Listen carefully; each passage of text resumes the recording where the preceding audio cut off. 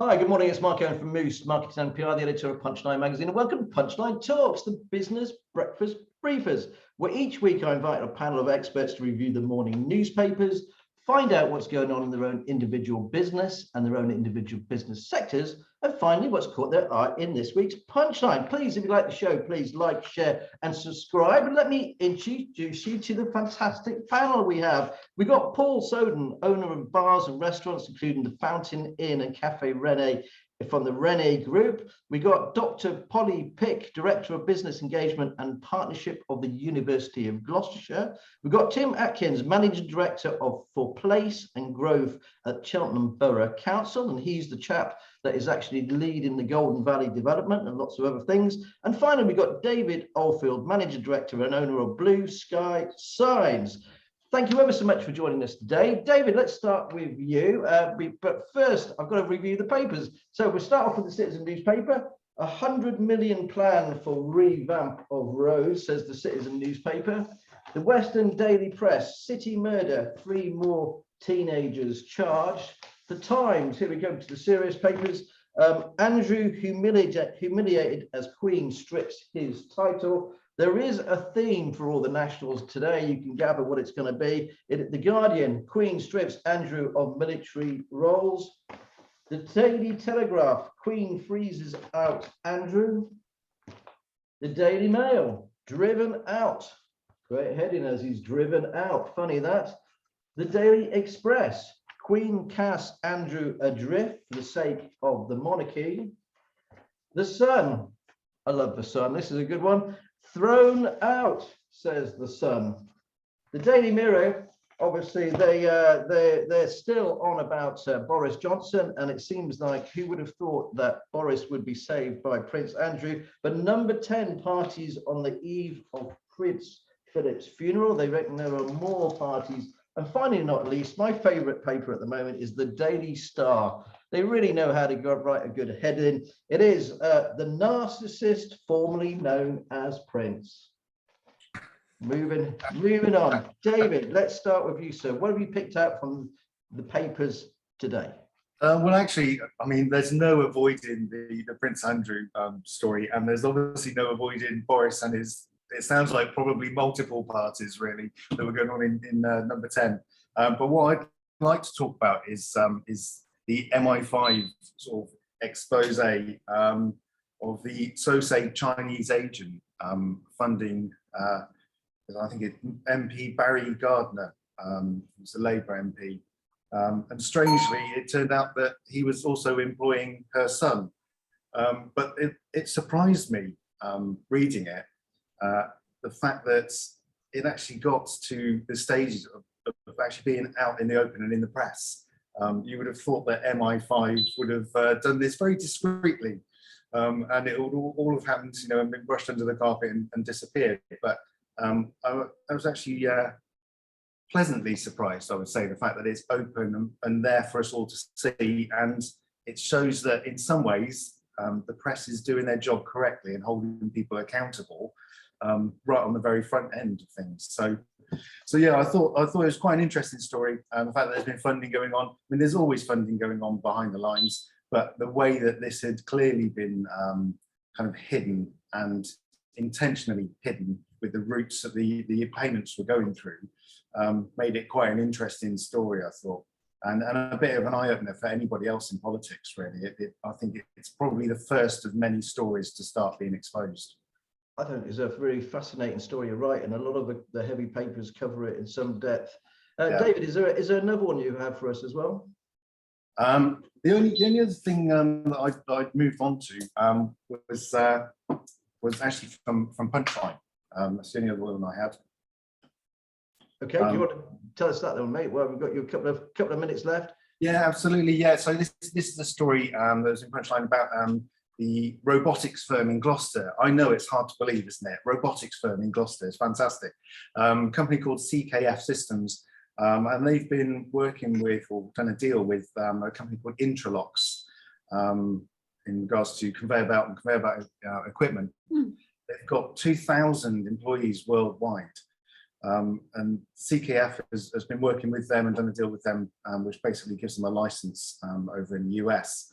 So it just shows how, local companies, which, for all intents and purposes, there's some decent sized companies in Gloucester, but doing these overseas deals really brings it home, how important it is, our little part of the world, and getting the manufacturing sort of process out there into the rest of the community. No, absolutely brilliant success story. Fantastic. Thanks ever so much for that, David. Tim, I'm going to go to you next, please, to review the papers. So what have you picked out of the national papers, please? Right. Well, for me, I'm actually going to focus on the environment because there are a number of quite interesting stories, and obviously in a lot of towns and authorities declaring climate emergency. So I just thought there were some interesting elements that were popping up in the papers on those. So the first one I had was obviously relating to the weather, actually, because I'm a bit of a weather nerd myself, and because there's been quite high pressure over the UK, the impact that's having on wind generators is actually quite horrific. So the amount of our greenhouse gases because of changes in weathers has actually gone up by 69 million tonnes because the wind generators aren't spinning. So I think, and that just leads to the fact that there is a requirement for diversification in sort of alternative technology. So point number one, and then moving on to something which really did quite amaze me when I read this, and it does take us back to the whole, isn't it nice to sit down in the morning with a cup of coffee and actually plough through the papers, because I do not do that. And it was really enjoyable. But I saw statement about swapping food and the impact that what we eat and what we buy has a massive impact on our carbon footprint. And I was actually quite shocked when I looked about, and I will get mocked by my friends from Middlesbrough about being a bit posh here, because talking about swapping asparagus for peas, because that's probably not a choice that everyone's going to be making, and shrimp for cod, and things like, most importantly, water scarcity, about a water scarcity footprint, and nuts. So almonds, so eating peanuts instead of almonds has a massive impact. Wow. And the numbers of this are really, really huge. So it could reduce our footprint by 48% if you change what you eat. So, really important. So I would encourage people to have a look at that, because it was really important. And then I think the final one, which relates to my world a little bit, about local authorities desperately trying to do the right thing, declare climate emergencies and move forward, is there's an article about Cornwall Council. I'm not having a go at them. It's just the world we live in, that you're trying to make things better economically and environmentally, and they kind of balance off against one, because they were on one hand declaring a climate emergency, on the other hand encouraging a new air route to Newquay, which had a massive environmental impact, and they've had to apologise. So, and I think that's just an example of the world that we live in, because on one hand, we're trying to drive forward economic growth, and on the other hand, sometimes it doesn't sit so comfortably with our environmental objectives. So those were for me. And going to, do you want me to cover Punchline? No, we'll do that at the end of it. Okay, thanks. Right, okay. No, thank you. So I won't be having my asparagus tonight. Then I'll be sticking to my mashy peas. Thanks ever so much for that, Tim. Paul, I'll come to you next, if that's okay. Paul, what have you picked out from the papers, actually? Well, it's not exactly a boring headlines this morning. I mean, where do you start? Dave, unfortunately, has taken my top topic, which was the Chinese spy. But briefly going through all the papers, which is, as previous speakers said, is not something I regularly do. But Prince Andrew's definitely deflected from where we are with Boris Johnson and Partygate. But actually, has he? Because I think the anger, generally speaking, within people within the whole country is a bit deeper than what's going to happen to Prince Andrew. That's going to be pretty short term. But I'm also very concerned that all these parties that took place in Number 10, these were the people that were in the know about how dangerous this virus is. And yet they don't seem very scared themselves of the virus. And that's the bit that's hidden within the news for me. I don't understand that at all. I mean, they must have been really terrified to be partying and doing whatever they were doing on a regular basis. Meanwhile, the Queen sits alone. But Dave, who partly stole my story, it's about China. And I think it's deeper than that. You see, this has been going on for many, many, many years. And unfortunately, my father worked for the Foreign Office. So I was dragged around to China, in fact, during the Cultural Revolution. this is deeper about how we are going to have to approach China, why we've swept this under the carpet for years, how we seem to just ignored it. America transferred all of its manufacturing to China. Everything we now have and do is Chinese based. Nobody's got the guts to stand up to them and say, look, you know, we know what you're up to. They're a thoroughly vile regime, whether it's how they're dealing with the Uyghurs or in anything they're doing in Hong Kong, their views of liberty. I don't know why the Western world is not putting its foot down as a group, as a united group, not militarily, but just saying, look, enough's enough, get out of Africa. Stop buying Antigua for $1.2 billion. Antigua's turnover isn't that.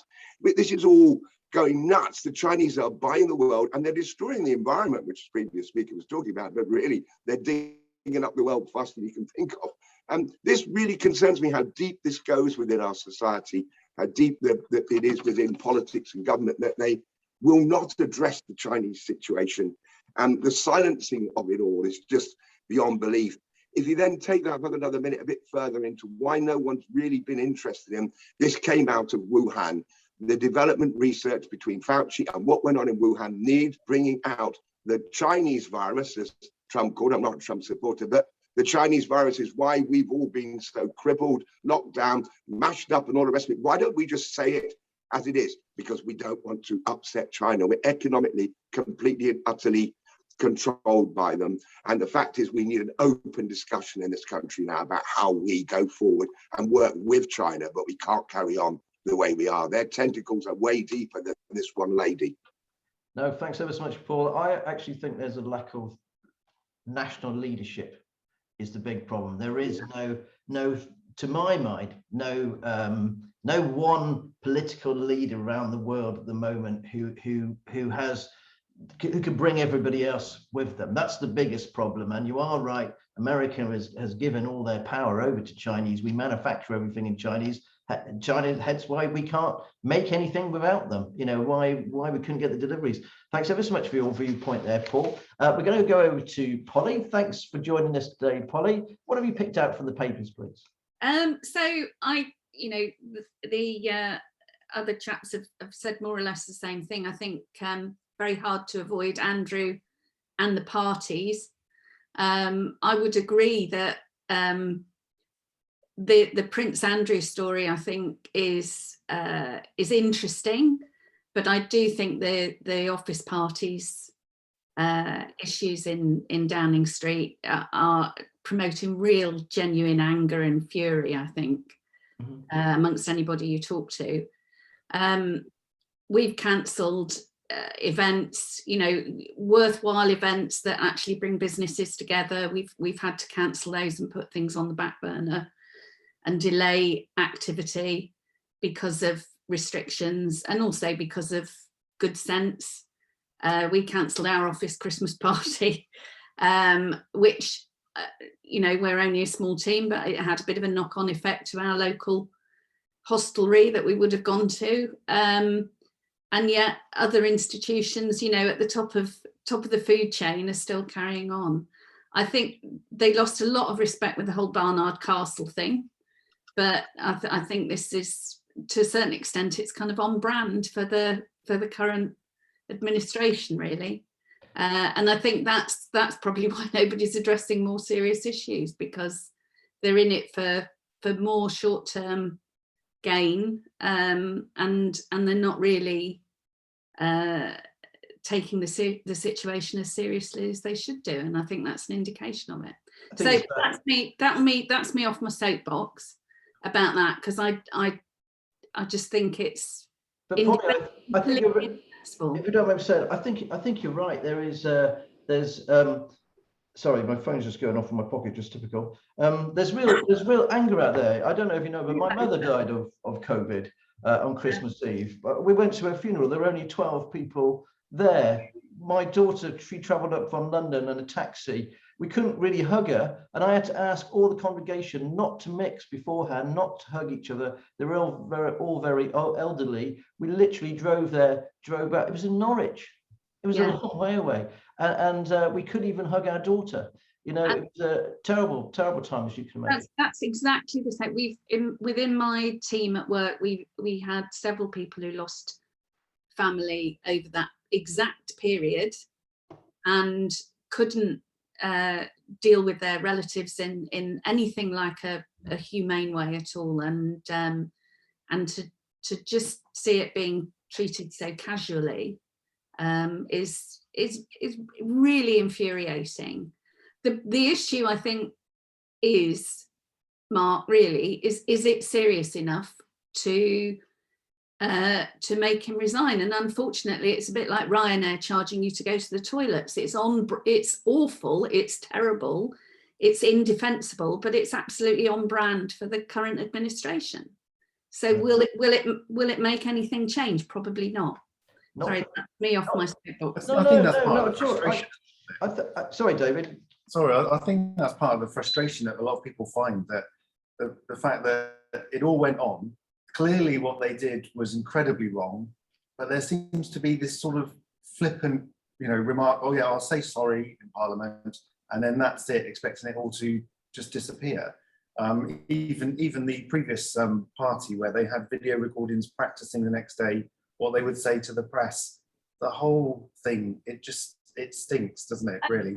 They knew that everyone would be upset, and they're not bothered. So it's unfortunately, it's just a situation they're in.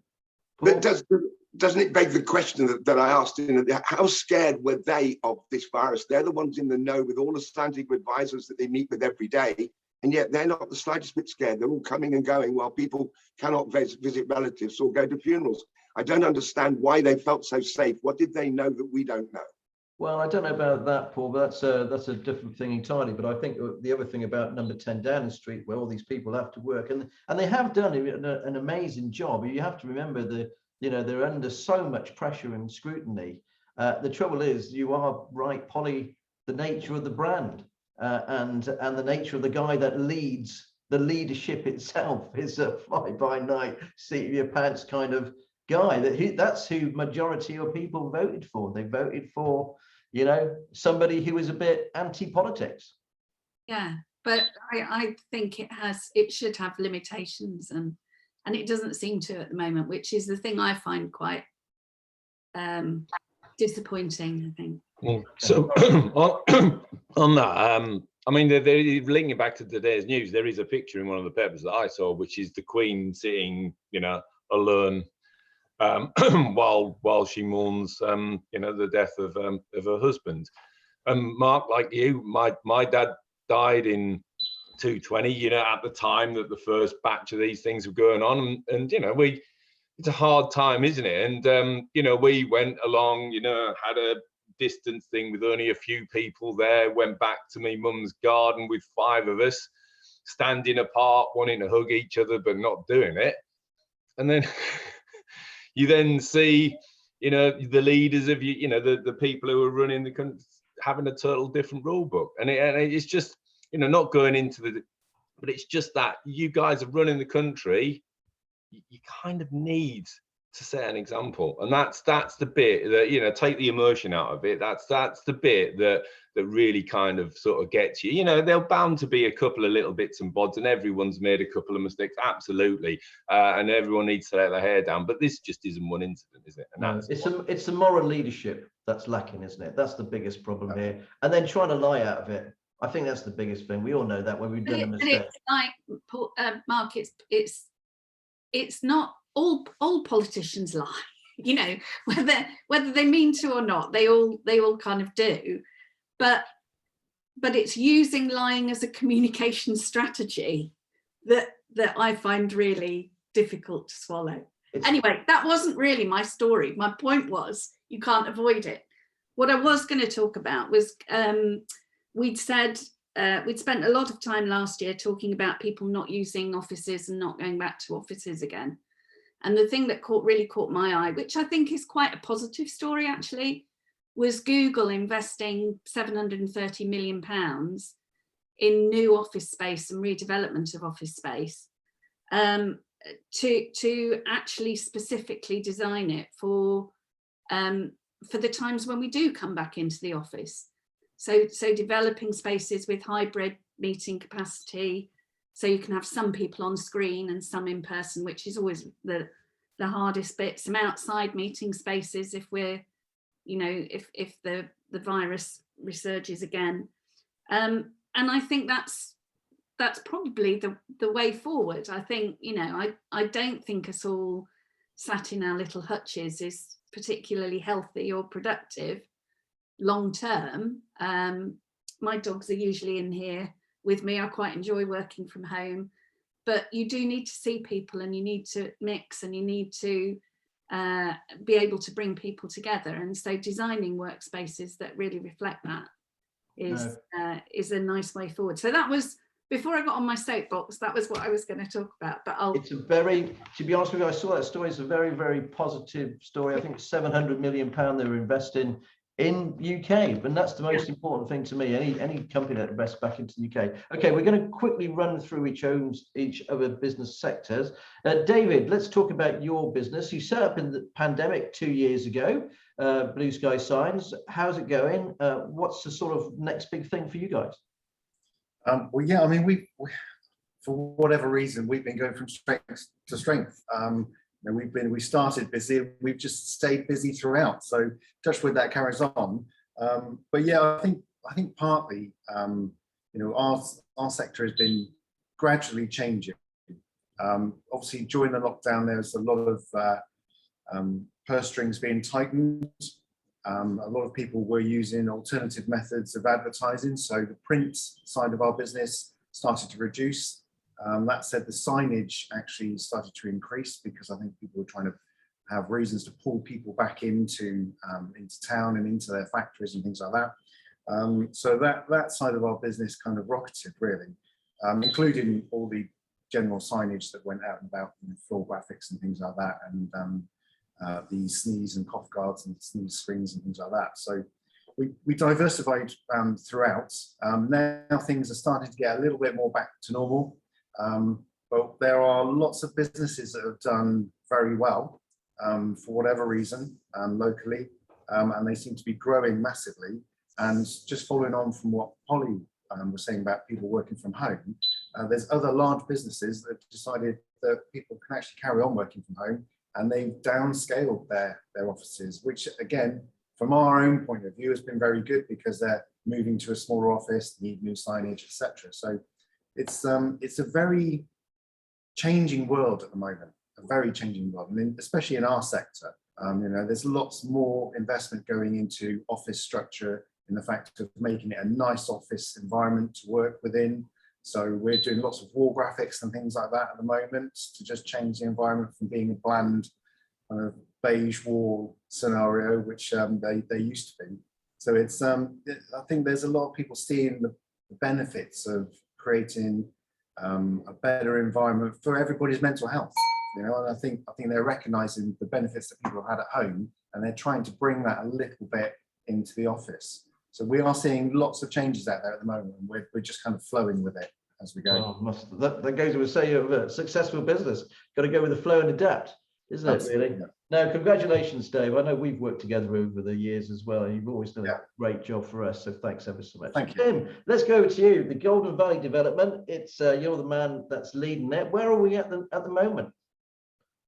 So we're in the process of bringing the scheme forward, and you know, linked a little bit to some of the points colleagues have just been making, very relevant to the world we live in. So the stuff about spies, China influence, you know, the threat, the national infrastructure, cyber, and the role that plays. Obviously, cyber terrorism is becoming a more significant thing, affecting everyone. So important to us, and Google's office, again, a changing way of impact about the stuff we're trying to create, is really part of that sector. So looking at tech giants, looking at small SMEs, looking at businesses who want to work in a slightly different way, potentially a little bit more space and a little bit more collaborative in their approach, which kind of helps develop things.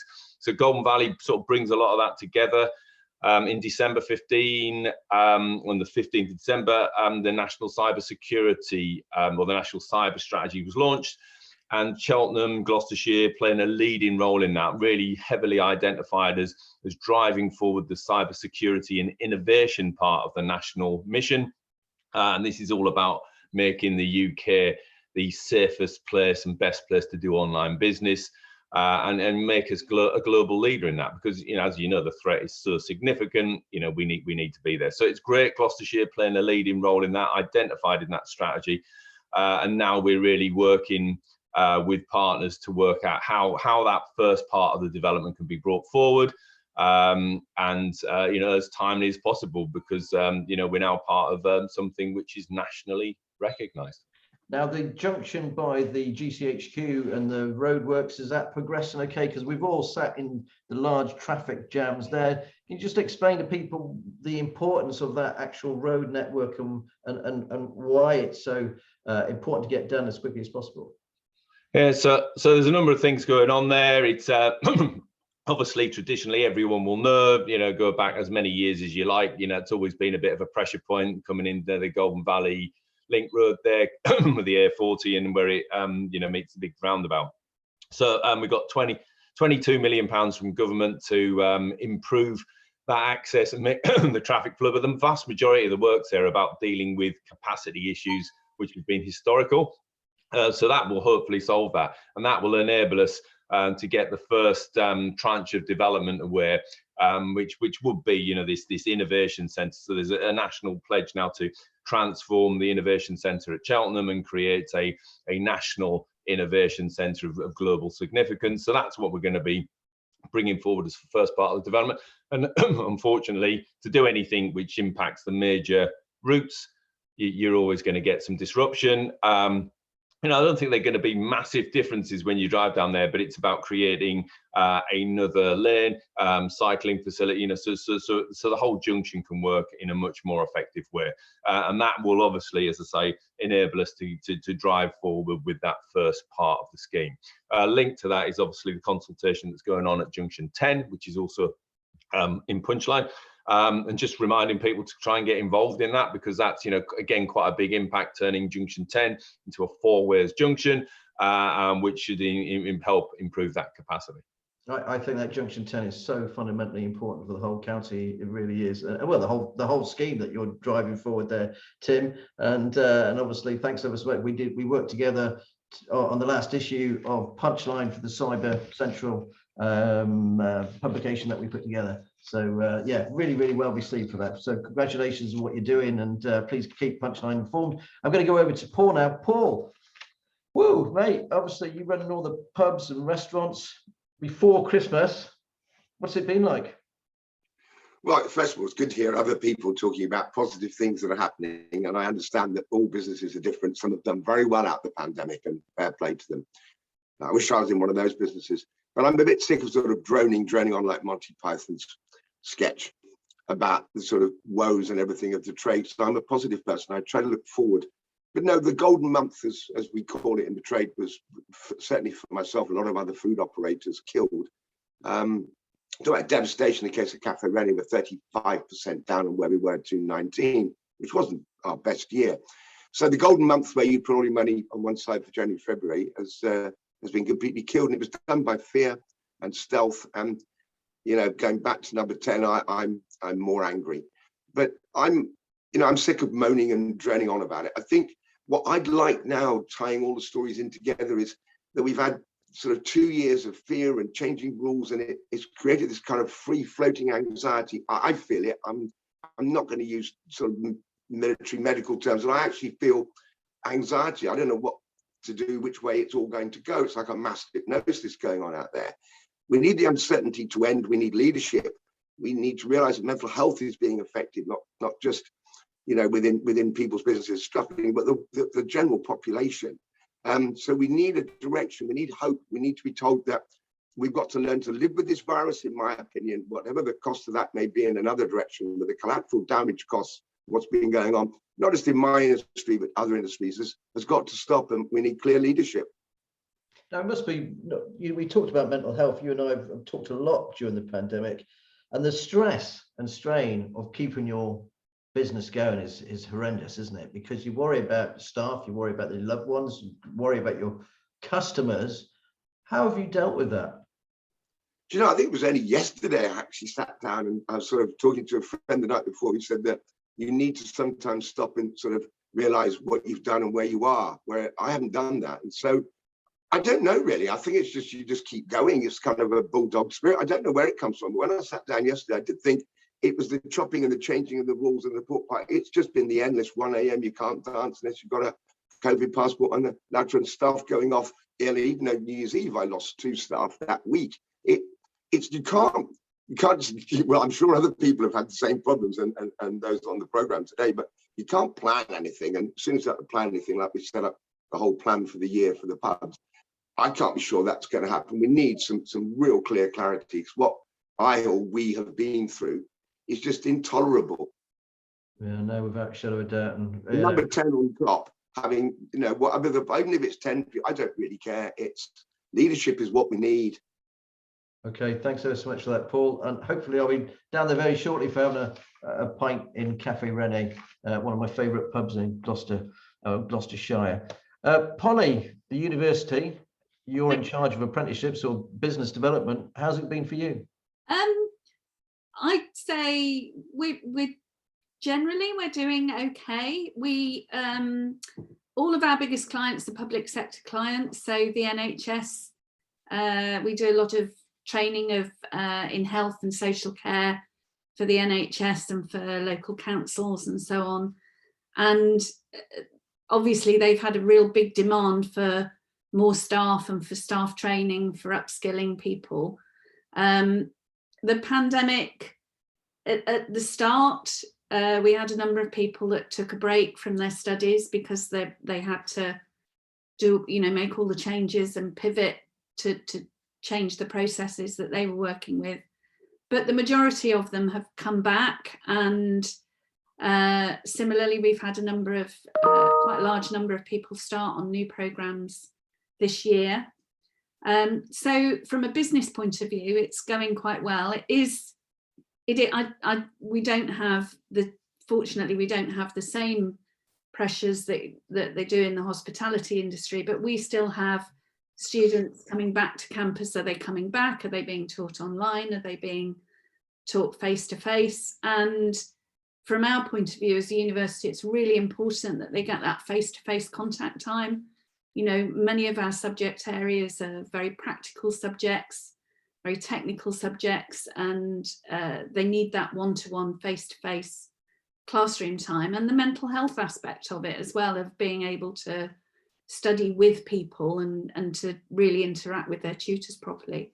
So as a university, we're really committed to delivering face-to-face teaching in as much as we possibly can. And that's the message for our students, really. So we're doing okay. Apprenticeships, we focus on degree apprenticeships and higher apprenticeships. So the ones where you get a university degree at the same time as passing your apprenticeship standard.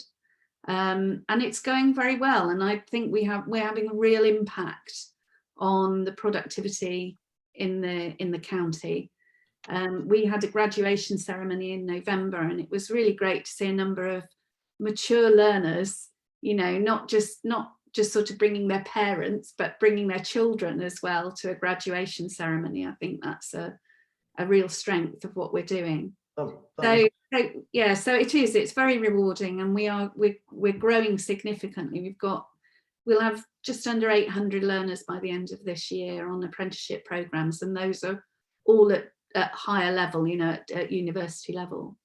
So it's a really exciting time for us. If I can just put a shameless plug in, we're celebrating National Apprenticeship Week next month on the 9th of February. And we're running an online event. It would have, we had planned it to be one where we get everybody together, but we've got some interesting speakers. We've got Deborah Lee who's Chief Executive of Gloucestershire Hospitals. We've got Pete Carr, who looks after the skills development for the GFirst LEP. And we've also got Lord John Bird, who started the Big Issue and is now a real advocate of apprenticeships and training in the House of Lords. So that's a free event to businesses, and we'd love it if people could join us. And I'm sure the details will all be in Punchline, Mark, so that'll be great. Sure they will. You're always allowed a free punch, a promotion on a Punchline. Thanks ever so much, Polly. Okay, let's quickly run through stories that you picked out for this week's Punchline. I'm going to go back to Paul first. Paul, what have you picked out for this week's Punch, please? Well, I love Stroud, and I really think this missing mile of canal is small but really exciting, interesting, and the history of Gloucester and the Sharpness Canal and canals in general, I think it's a wonderful idea. I can't wait for it to be completed. It sounds sort of childlike, but I'm really excited about it. Just because I can't help but be me, I did enjoy wandering around Stroud a couple of months ago and seeing that the canals are actually marked in kilometres, which made me want to get my spray tin out, but I don't do things like that. But I'm interested that they're going to put the missing mile back rather than the missing 3/4 of a kilometre. I've never noticed that, but you're right. It's one of those stories that really excites me, that I could go from my house, walk down the road, Stroud Road, join the canal and walk all the way to Stroud. It's going to be absolutely brilliant. Yeah. David, what have you picked out for this week's Punch? Well, I did talk about CKF, the robotics firm. The other one I wanted to talk about as well is Weird Fish, which is another amazing success story in the county, really, along the lines of Hera, not sure how you say that, and Supergroup. You know, I mean, Weird Fish have been around for quite some time locally. Most of us have all heard of them. But this last year, they're saying it's 71% rise in revenues. And a lot of it is down to e-commerce sales and adapting, you know, during the pandemic. So their revenues have jumped up to £35.5 million, which is phenomenal. And I think this is probably just the start of things to come.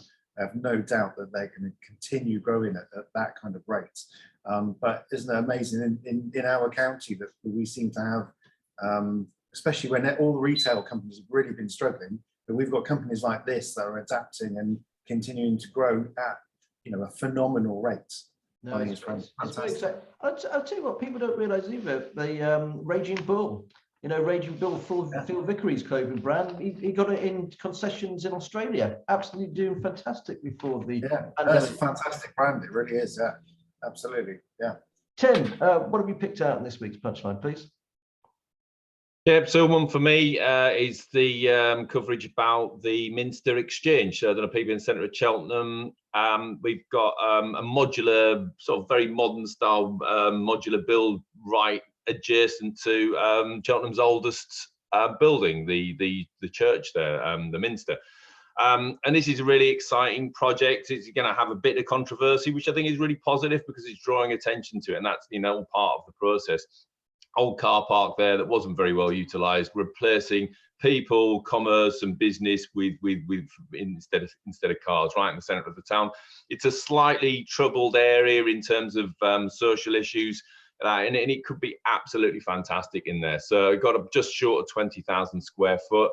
And it's going to be transformational in terms of some of the business activity. It's a development of what Hub 8 have been doing, if anyone knows that, in the brewery quarter, collaborative sort of cyber businesses, bringing them together and just sort of expanding and scaling that up. And that because of the modular build, which is really interesting, and some jack pads around the site, but what that's doing is enabling that to be delivered really quick. So come April, May, that will be operational, and the building started going up in January. So that's the speed that you can deliver.